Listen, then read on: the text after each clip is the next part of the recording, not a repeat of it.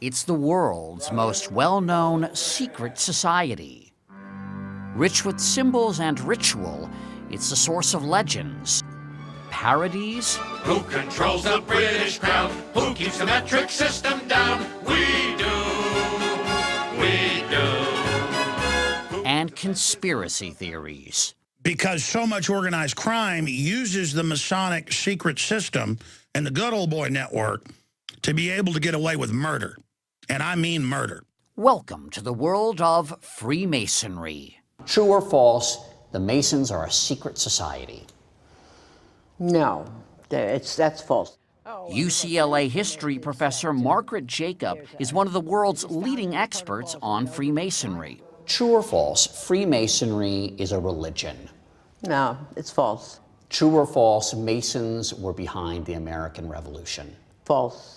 False, false. Okay, but what about on the dollar bill? The eye and the pyramid? Yeah. I mean, that's Masonic, right? No, everybody says Masonic. In fact, it's a commonplace in the 18th century, that particular set of symbols. True. Freemasons laid the cornerstone of America. Well, at least some of its most iconic structures. So what is Freemasonry? Simply put, it's the world's oldest and largest fraternity. Its membership a who's who of world history. George Washington, Benjamin Franklin, Winston Churchill, Mozart, Davy Crockett, Franklin Roosevelt, Harry Houdini, Gerald Ford, Henry Ford, John Wayne, even Colonel Sanders. If you want to be a Mason, you can petition a local lodge for membership.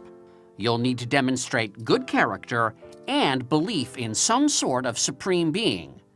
Oh, and in almost all lodges, it's men only. Next, you're up for a vote, says New York State Grand Master James Sullivan.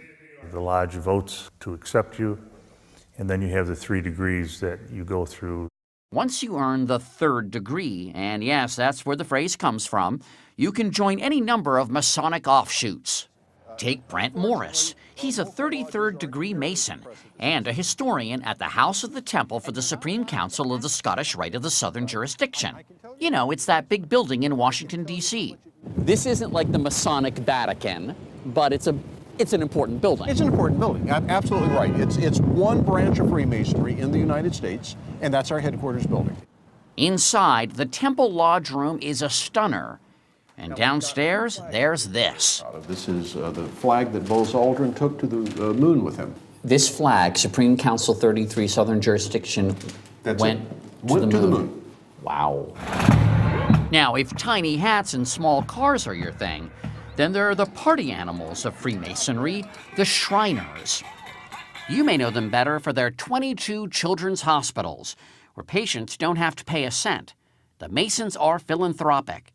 They reportedly donate $2 million to charity every day.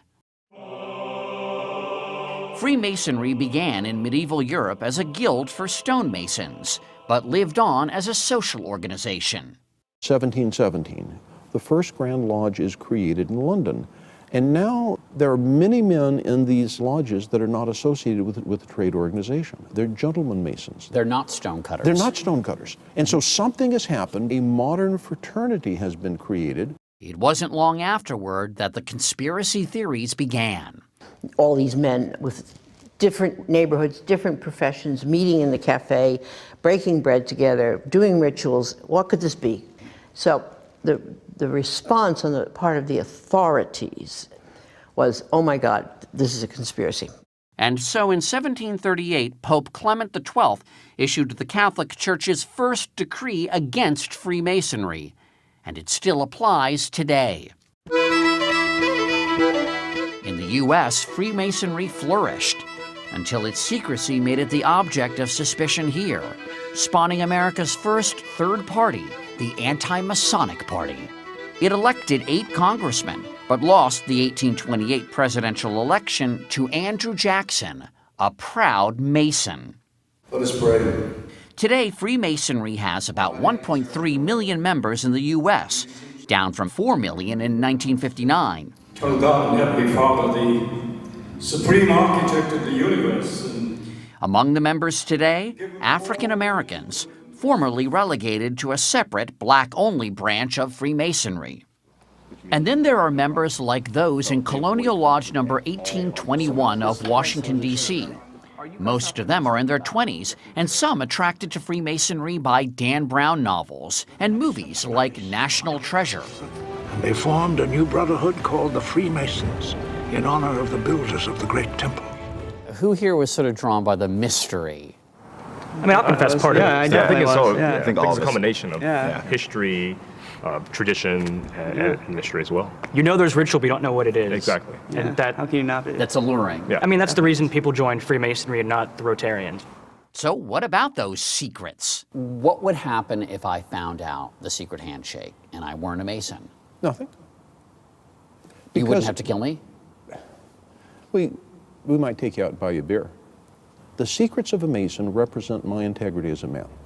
I took a promise that I would not tell you what the secrets of a Mason are. I didn't take a promise that I would care if you know what they are. Also a big secret? The meetings. No non-Masons or cameras are allowed, but St. John's Lodge number 1 of New York City agreed to give us a glimpse of one. For meetings, Masons dress up in their Sunday best and, just like the original stonecutters, wear aprons. At the center of any lodge room is an altar. And all the activities of the lodge take place about the altar. Piers Vaughn is the lodge master. Would people talk about religion here in a meeting? Absolutely not. There are certain subjects which are prevented from discussing within the lodge, and religion is one, politics is another. Religion and politics. Someone said that Masons were raised right. Yes. And then there are the ceremonies. Each one teaches a moral lesson related to the legend of one Hiram Abiff, the architect of King Solomon's Temple. They can be a little unusual, as pointed out in this recruitment video. Even while blindfolded, try to concentrate on what you are asked, what is said to you, and what is happening around you. Everything will be explained to you in later sections of the degree. When a candidate comes in through the door, he's blindfolded because symbolically he's in a state of darkness, because Masonry is all about moving from darkness into Masonic light. That it's about being unenlightened and then enlightened? That's right. As for what happens after that, well, that's a secret. But for members, Freemasonry is about something much simpler. I have met a group of men that I enjoy being with. These are people that I go out to dinner with, we socialize together. They're guys I like to hang with. They're my friends.